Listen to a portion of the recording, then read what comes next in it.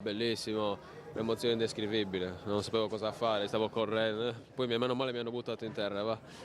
Comunque no, bello, sono contento più per la vittoria che per il gol comunque. È stato più facile perché l'abbiamo sbloccata subito, poi in un momento di difficoltà siamo riusciti a fare il secondo e quindi meglio così. È stato un secondo esordio,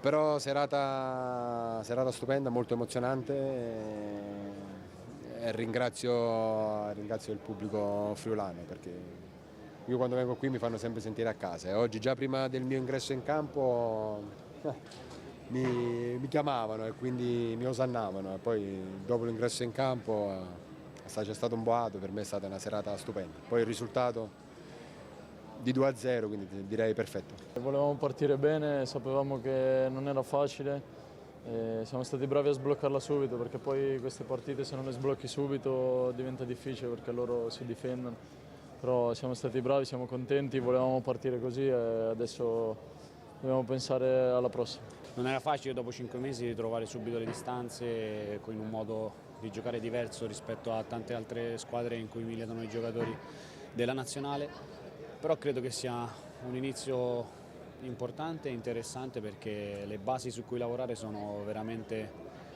qualcosa di unico e ci permetterà di diventare ancora più squadra e di condurre ancora meglio le partite.